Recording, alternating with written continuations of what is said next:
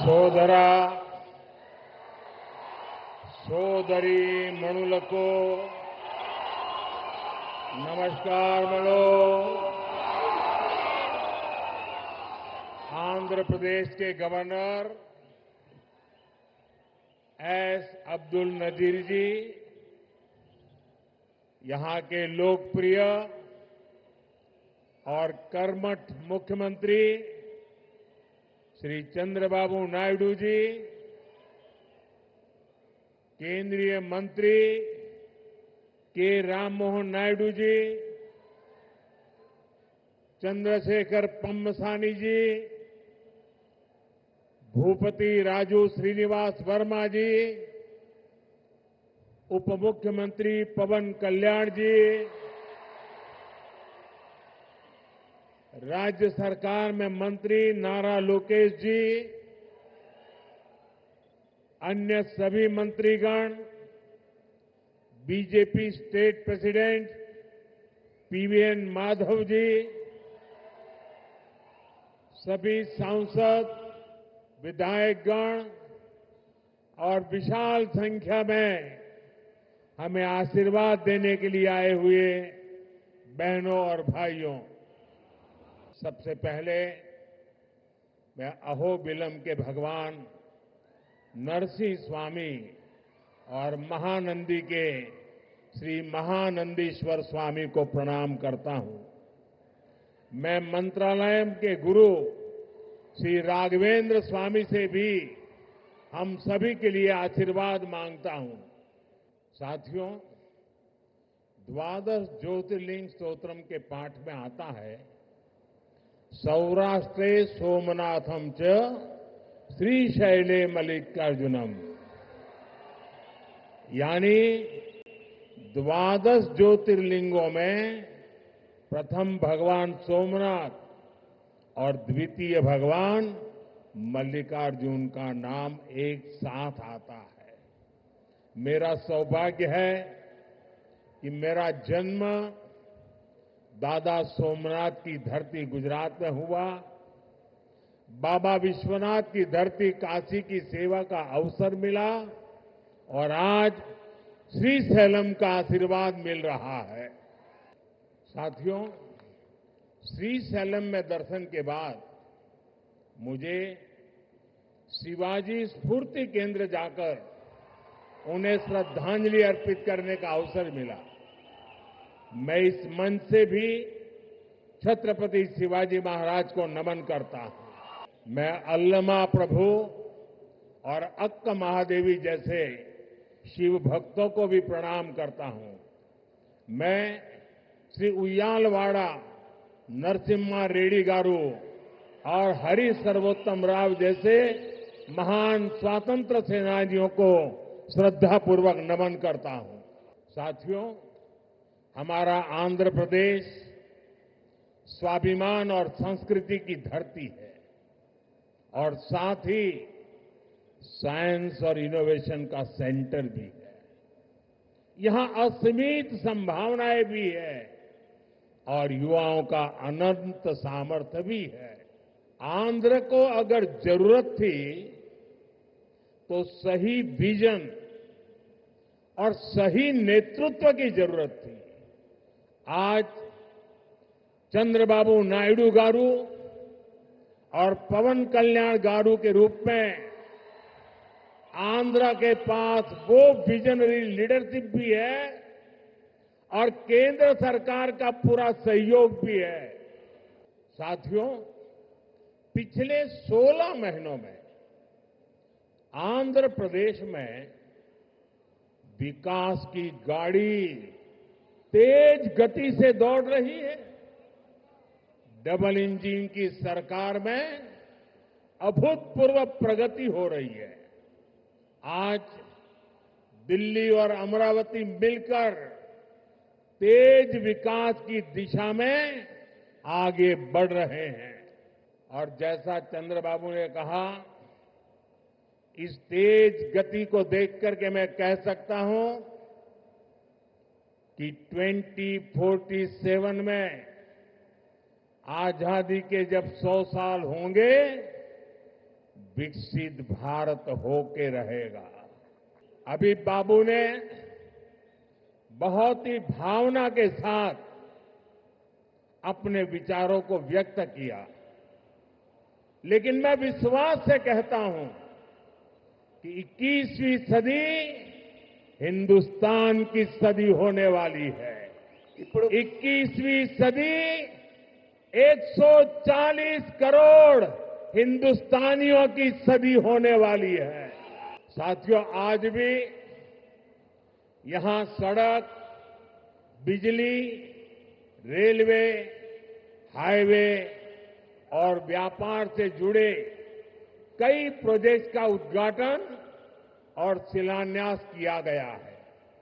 ये प्रोजेक्ट्स राज्य में कनेक्टिविटी को मजबूत करेंगे, इंडस्ट्री को बढ़ावा देंगे और लोगों के जीवन को आसान बनाएंगे। इन परियोजनाओं से कर्नूल और आसपास के इलाकों को बहुत फायदा मिलेगा। मैं इन परियोजनाओं के लिए राज्य के सभी लोगों को बधाई देता हूं। साथियों, किसी भी देश और राज्य विकास के लिए एनर्जी सिक्योरिटी बहुत जरूरी है। आज यहां बिजली के क्षेत्र में अराउंड 3000 करोड़ रुपीस का ट्रांसमिशन प्रोजेक्ट शुरू हुआ है। इससे देश की एनर्जी कैपेसिटी और बढ़ेगी। साथियों, तेज विकास के बीच हमें पुरानी स्थितियों को भी भूलना नहीं है। 11 साल पहले जब केंद्र में कांग्रेस सरकार थी, तब प्रति व्यक्ति इलेक्ट्रिसिटी की खपत औसतन 1000 यूनिट से भी कम थी। तब देश को ब्लैकआउट जैसी चुनौतियों का भी सामना करना पड़ता था। हमारे गांवों में बिजली का खंभा भी नहीं लगा था। आज क्लीन एनर्जी से लेकर देश के टोटल एनर्जी प्रोडक्शन तक भारत हर क्षेत्र में नए रिकॉर्ड बना रहा है। आज देश के हर गांव तक बिजली पहुंच चुकी है। प्रति व्यक्ति इलेक्ट्रिसिटी का इस्तेमाल बढ़कर 1400 यूनिट हो गया है। इंडस्ट्री से लेकर हाउस होल्ड तक सबको पर्याप्त बिजली मिल रही है। साथियों, देश की इस एनर्जी रिवॉल्यूशन का एक बड़ा केंद्र हमारा आंध्र प्रदेश है। चंद्रबाबू के नेतृत्व में आज यहां श्रीकाकुलम से अनुगुल तक नेचुरल गैस पाइपलाइन प्रोजेक्ट शुरू हुआ है। ये पाइपलाइन लगभग 15 लाख घरों को गैस सप्लाई देगी। आज चित्तूर में एलपीजी बॉटलिंग प्लांट शुरू हुआ है। ये प्लांट रोजाना 20,000 सिलेंडर्स भरने की क्षमता रखता है। इससे लोकल ट्रांसपोर्ट और स्टोरेज सेक्टर में जॉब बढ़ेगी, युवाओं को नए अवसर मिलेंगे। साथियों, विकसित भारत के लक्ष्य तक तेजी से पहुंचने के लिए आज देश में मल्टी मॉडल इंफ्रास्ट्रक्चर का विकास हो रहा है।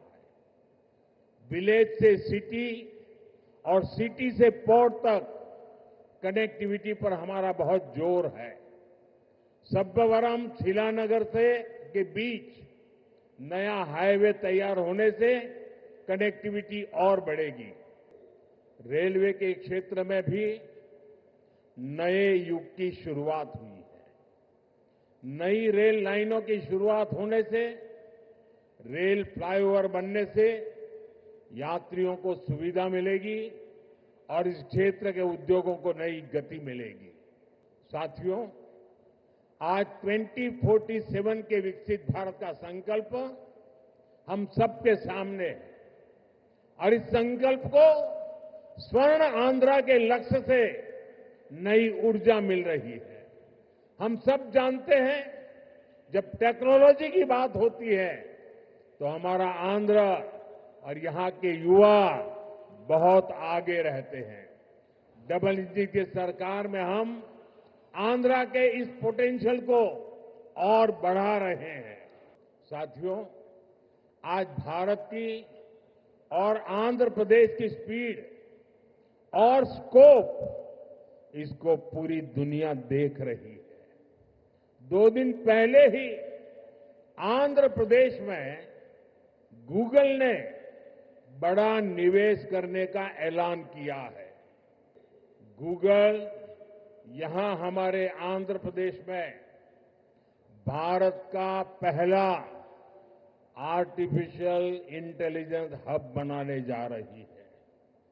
और कल जब मैं गूगल के सीईओ से बात कर रहा था, उन्होंने मुझे कहा कि अमेरिका के बाहर दुनिया के कई देशों में हमारा निवेश है, लेकिन सबसे ज्यादा निवेश अब हम आंध्र में करने जा रहे हैं। इस नए एआई हब में powerful AI infrastructure, data centre capacity, large scale energy sources और एक्सपांडेड फाइबर ऑप्टिक नेटवर्क शामिल है। साथियों, गूगल के इस एआई हब इन्वेस्टमेंट में एक नया इंटरनेशनल सबसी गेटवे बनाया जाएगा। इसमें कई इंटरनेशनल सबसी केबल्स शामिल होंगे जो भारत के ईस्टर्न कोस्ट पर विशाखापट्टनम तक पहुंचेगी। साथियों, इस प्रोजेक्ट से विशाखापट्टनम एक एआई और कनेक्टिविटी हब के रूप में स्थापित होगा। ये केवल भारत ही नहीं, बल्कि पूरी दुनिया को सेवा देगा। मैं इसके लिए आंध्र के लोगों को विशेष बधाई देता हूं और चंद्रबाबू के विजन की भूरी भूरी प्रशंसा करता हूं।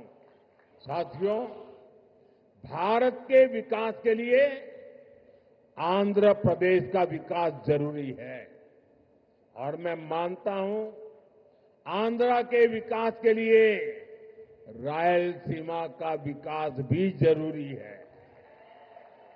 आज कर्नूल की जमीन पर जो काम शुरू हुए हैं, ये रायलसीमा के हर जिले में जॉब्स और प्रॉस्पेरिटी के नए दरवाजे खोलेंगे। इन प्रोजेक्ट से यहां इंडस्ट्रियल डेवलपमेंट को और गति मिलेगी।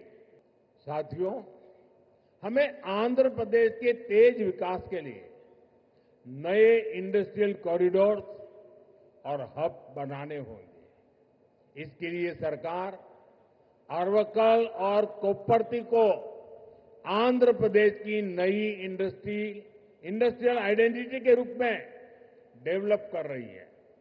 अरवकल और कोप्परती में निवेश बढ़ने से रोजगार के नए अवसर भी लगातार बढ़ रहे हैं।